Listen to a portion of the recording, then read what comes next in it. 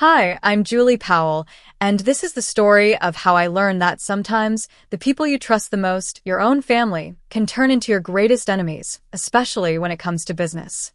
For 11 long years, I dedicated everything I had to our small family-owned tech company. What started as a struggling little shop eventually became a thriving $70 million enterprise, thanks to my hard work and vision. But as I soon discovered, success doesn't always bring joy to everyone. Sometimes it brings out envy, even in those who should be cheering you on the loudest. I still remember when it all began.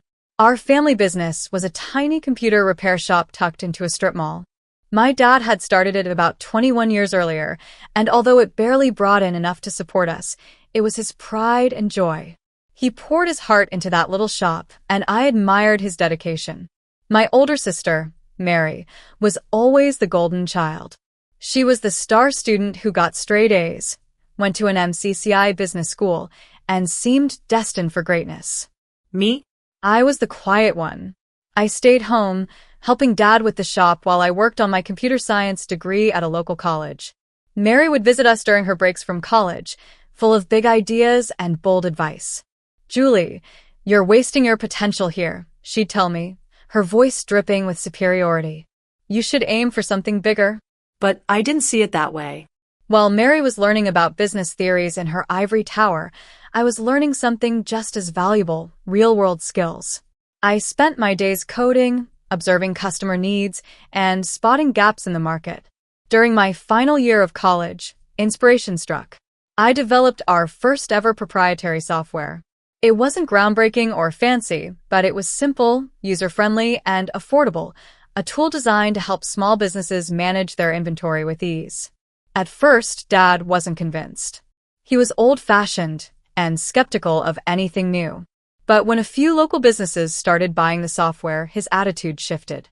"Maybe you're onto something here, kiddo," he said one day, and for the first time, I saw a flicker of pride in his eyes. Those words meant the world to me. I had worked so hard to prove myself, and for a moment, I felt like I'd finally done it. But looking back, I realized how fleeting that moment really was, like morning dew that disappears with the first rays of sunlight. From that point on, the business began to grow. Slowly but surely, our little repair shop transformed into something more. Under my guidance, we expanded our services, launched new products, and built a loyal customer base. I poured my heart into the company, working 15-hour days, 8 days a week. It wasn't easy, but I believed in what we were building. Meanwhile, Mary was climbing her own ladder of success, working at a prestigious consulting firm in Houston. She rarely came home, but when she did, her visits were always filled with subtle jabs and condescending remarks. To her, I was still just the little sister running a small-time operations in our hometown. I let her comments roll off my back, focusing instead on the bigger picture. I was determined to prove that our family business had the potential to be something great. But as the company grew, so did the tension between us. I was too focused on work to see the warning signs, but looking back, they were all there. Little did I know, the biggest betrayal was yet to come, and it would shake the very foundation of everything I thought I knew about family. I was building something real, something I could truly call my own. Our little repair shop had transformed into a thriving software development company, and what started as serving local businesses soon expanded to working with national corporations. My mom, ever the quiet observer, watched it all with gentle concern. She would often bring me dinner at the office, her voice soft but filled with worry. "Don't work too hard, Julie," she'd say, placing the food on my cluttered desk. "You need a life outside of work, too." But I couldn't stop. I was driven, not just by a vision of what our company could become, but maybe, deep down, by a need to prove myself, not just to the world, but to my family. It wasn't easy, but slowly, our efforts began to pay off. 6 years into our transformation, we hit our first $1 million in annual revenue. It was a milestone I'll never forget, but it also marked the beginning of everything changing. That was when Mary, my older sister, suddenly became interested in the family business again. After years of building her career in Houston and barely giving us a second thought, She quit her high-paying corporate job and moved back home. At a family dinner, she made her announcement in her usual confident way, her tone leaving no room for argument. "I think it's time I took my rightful place in the company," she said, smiling as though it was a foregone conclusion. "With my business expertise, we could really take things to the next level." Dad's face lit up at her words. "That's wonderful, Princess," he said, his pride unmistakable. "We could use your professional touch around here." I sat there, my fork frozen in midair, trying to process what was happening. This was the company I had built, through endless late nights, hard work, and sacrifice. And now, it was being handed to Mary on a silver platter, as though she had played any role in its growth. But I kept my objections to myself. Maybe I didn't want to cause a scene, or maybe I was still holding on to the hope that my hard work would speak for itself. Mary was soon appointed as co-CEO, a decision Dad justified by saying it would be good for the company's image. "She has the credentials, Julie," he said. "Clients and investors respect that sort of thing." While I focused on the work I loved, product development, client relationships, and operations, Mary took over marketing and investor relations. The next 6 years were a stark contrast in leadership styles. I was in the trenches, working with my team to develop innovative software solutions and ensure our clients were satisfied. Mary, on the other hand, turned herself into the public face of the company. She gave interviews about being a woman in tech, gracing magazine covers, and speaking at conferences. She accepted awards for entrepreneurship, her name always plastered on plaques that celebrated the company's success. But what hurt the most was that she took credit for the innovations my team and I had created.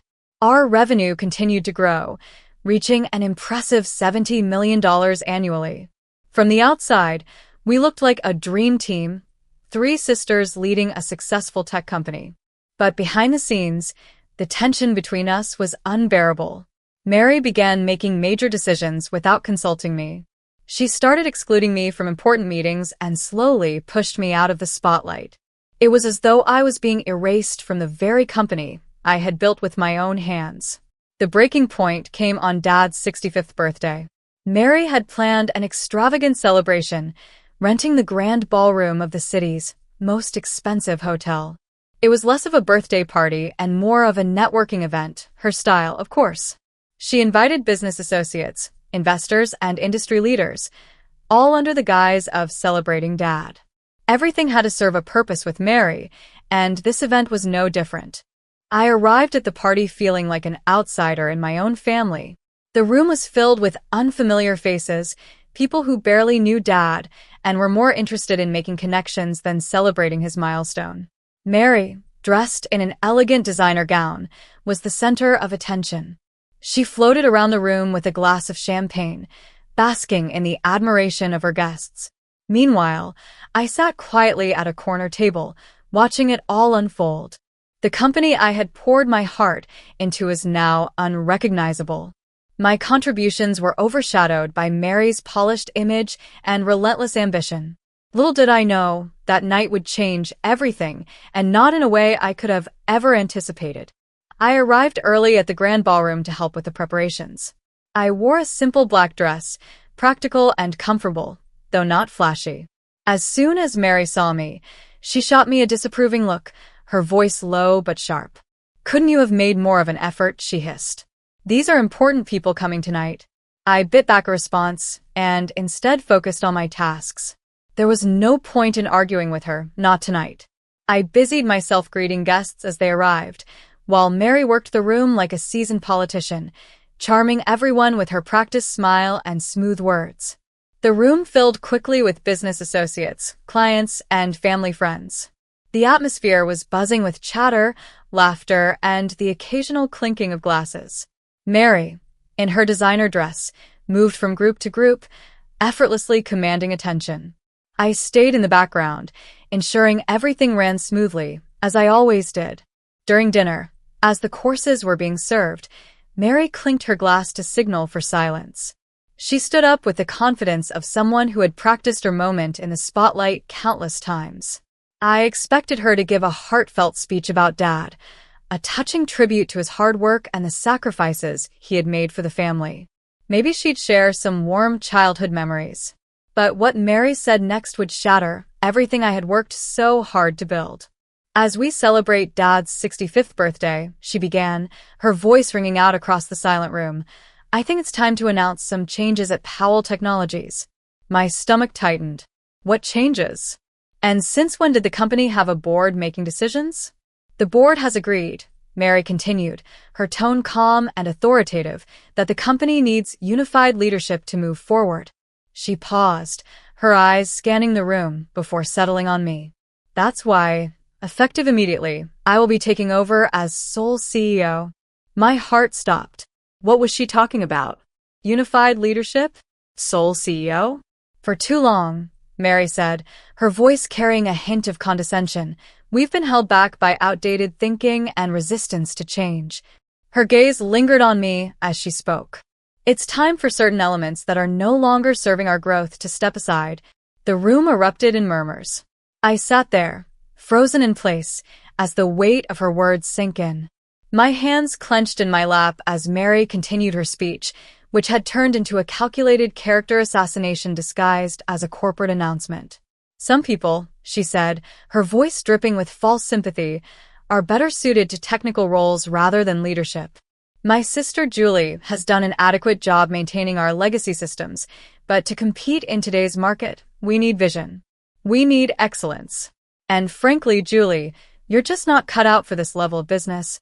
I couldn't believe what I was hearing. She was tearing me down in front of everyone, our family, our friends, our clients. I looked at Dad, hoping he would defend me, stand up for me, say something. But he didn't. He just sat there, nodding along to Mary's words, a proud smile on his face. Mom, sitting quietly at the table, stared at her plate. Her hands trembled slightly, but she said nothing. The silence cut deeper than Mary's words. The truth is, Mary said, her voice rising, you're a liability in today's business world, Julie. Your outdated ideas and lack of proper business education have held us back for too long. It's time for you to step aside gracefully. The room was dead silent. Hundreds of eyes turned to me, waiting for my reaction. I could feel the weight of their stares, some filled with pity, others with judgment. My face burned, but I refused to let tears fall. Everything I had built, every late night, every sacrifice, was being stripped away in front of me. I stood up slowly, my chair scraping against the floor. The sound echoed through the ballroom, sharp and loud, like a gunshot. Everyone expected a scene, maybe tears, maybe a shouting match. But I had no intention of giving Mary that satisfaction. I picked up my purse and walked over to Dad's table. Taking out a small wrapped package, I placed it gently in front of him. Happy birthday, Dad, I said quietly, my voice steady. Then, without another word, I turned and walked out of the ballroom. I held my head high as I left, ignoring the whispers and stares behind me. My heart ached, but I refused to let them see my pain. That night, as I sat in my home office, surrounded by the awards and patents that bore my name, I made a decision. Mary thought she had won. She thought she had taken everything from me. But she had forgotten one crucial detail, something that would turn her moment of triumph into the biggest mistake of her life. She had underestimated me. I turned on my laptop and started typing, a small smile forming on my face. Tomorrow was going to be interesting. After all, there's more than one way to succeed in business, and I had learned more in 11 years than Mary ever did in all her fancy business classes. The next day would bring changes no one expected, changes that would make them see exactly how worthless I really was. The morning was bright and clear. I reached the office early, before anyone else, and waited. At exactly 8 a.m., Mary walked in with Dad beside her, both of them smiling like they'd already won. Those smiles wouldn't last long. Julie? Mary's voice was filled with surprise and irritation. What are you doing here? After last night, I thought you'd have the decency to stay home. I smiled, thinking about the email I had sent at 2 a.m. to every major client, partner, and employee at Powell Technologies. Just tying up some loose ends, dear sister. But since you're here, we should talk about the company's future. There's nothing to discuss, Dad said firmly. Mary's in charge now. The board has already approved it. The board, I replied, pulling out my tablet. Let's talk about that. While Mary was busy hosting parties and giving interviews, I was actually running this company. And there are a few things you both seem to have forgotten. I connected my tablet to the conference room's main screen and pulled up a document. First, let me remind you that I own 55% of Powell Technologies shares. When we started the company 11 years ago, Dad split the shares equally, 30% each for Mary and me, while keeping 53% for himself. But 4 years ago, when we needed money to expand, Dad sold me 23% of the shares. Remember that day, Dad? You were too busy attending one of Mary's award ceremonies to handle the deal, so you signed the papers without reading them carefully. Both their faces turned pale. Mary gripped the edge of the conference table with her perfectly manicured hands. That's not possible, she whispered. Dad would never. Oh, but he did, I continued, pulling up more documents. And that's not all. The core software that generates 90% of our revenue? It's not owned by Powell Technologies. It belongs to my separate company, Innovate Solutions, LLC.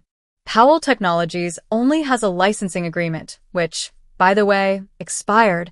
I glanced at my watch. About 10 minutes ago. Dad sank into a chair, the truth hitting him like a ton of bricks. The renewal papers, he mumbled. The ones you asked me to sign last week. The ones I didn't read because I was helping Mary plan her parties? Yes, those papers, I said. I decided not to submit them. Mary's face twisted with rage. You sneaky little. Careful, sister, I interrupted. You might want to hear the rest before you finish that sentence. While you were busy announcing my so-called graceful exit last night, I was sending emails to our clients. You see, most of our major clients have personal loyalty clauses in their contracts with Powell Technologies because of me, my skills, and my proven results. Last night, I let them know about the leadership changes and my departure. I pulled up my email, showing the flood of responses I had already received. Would you like to know how many clients have triggered their contract termination clauses? Or how many of our top developers, who, by the way, are actually employed by Innovate Solutions, have already accepted offers at my new company? The room went silent. Through the glass walls, we could see employees gathering, whispers spreading as they checked their emails. Mary's perfect calm broke as she frantically scrolled through her phone. You can't do this, she stammered. Oh, you mean the company you tried to steal from me? I said, my voice steady. The one you thought you could take over just because you have an MBA and Dad's approval? That company ceased to exist the moment you decided to humiliate me in front of everyone. I stood, smoothing my dress. Here are your options. Option 1. I walk away with my shares, my software, my clients, and my employees. Powell Technologies becomes an empty shell, and you can explain to all those important people you invited last night why the company's value has dropped to 0 overnight. Dad looked like he had aged 11 years in 10 minutes. And option 2? He asked weakly. Option 2, you both resign. I take full control of Powell Technologies.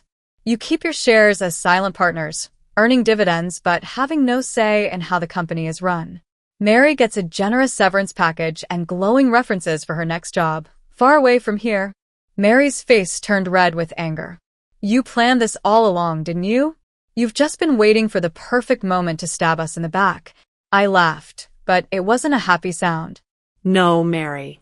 I spent 11 years trying to be a good daughter and sister while you both treated me like I didn't matter. I built this company from nothing while you took credit for my work. I only made this plan about 14 hours ago, after you called me worthless in front of everyone. My phone buzzed. Another client termination notice. Time's running out. What's it going to be? The next hour passed in a blur of paperwork and lawyers. By noon, I was alone in what was now my office, looking out over the city. The company I built was finally mine. But the victory felt hollow. My family was shattered, our relationships broken like fragile glass. That evening, Mom came to see me, her eyes red from crying. Did it have to end this way? She asked softly. They didn't leave me a choice, I replied, my voice gentle but firm. They would have taken everything. I built something incredible, and they tossed me aside like I didn't matter. Mom nodded slowly, understanding but clearly sad. What happens now? She asked. I showed her the plans I had already drawn up. New expansions, fresh product lines, and innovations I'd been holding back. Now, I build something even bigger, I said. But this time, I won't carry people who see me as worthless. Over the next year, under my leadership alone, Powell Technologies tripled in value. Mary found a job at a startup in Silicon Valley, humbled but hopefully wiser. Dad retired, finally realizing that his golden child almost ruined the company he worked so hard to build. We see each other at family gatherings, keeping a polite distance that hides wounds that may never fully heal. Sometimes late at night, I look at old family photos and feel a pang of sadness for what we lost. But then I remember that birthday party, the look of disdain on Mary's face, and how Dad agreed with her cruel words. In both business and family, respect is something you earn, not something you're just given. They learned that lesson too late. As for me, I learned that the quiet ones, the ones others dismiss as worthless, are the ones to watch out for. We're the ones who know how to build something from nothing and take it all back when someone tries to steal it. My story became a cautionary tale in business circles, a reminder not to underestimate the wrong person. At industry events, I often hear whispers. That's Julie Powell, the one who, they never finish the sentence, but they don't need to. My success says it all. Last week, I received an invitation to speak at Mary's old business school for their graduation ceremony. The topic? Hidden strengths, the power of underestimated leaders. I accepted the invitation with a small smile, already planning my speech. I have quite a story to tell. The company continues to thrive under my leadership. But more importantly, I've found peace with my choices. Sometimes the strongest message you can send is proving people wrong. And sometimes, the best revenge isn't about tearing others down. It's about rising so high they can't ignore their mistakes. As I sit in my office overlooking the city, I think about something my mom once told me. Success is the best revenge, but wisdom is knowing when to stop seeking revenge and start focusing on growth. She was right. I've moved past the need for revenge. Now I focus on building something meaningful, something that will outlast the jealousy and family drama. I still keep the birthday gift I never gave Dad, a photo album showing the company's journey from a small repair shop to the powerhouse it is today. Maybe one day, when the wounds have healed enough, I'll give it to him. Until then, it's a reminder that our greatest strengths often come from the very things others overlook or underestimate.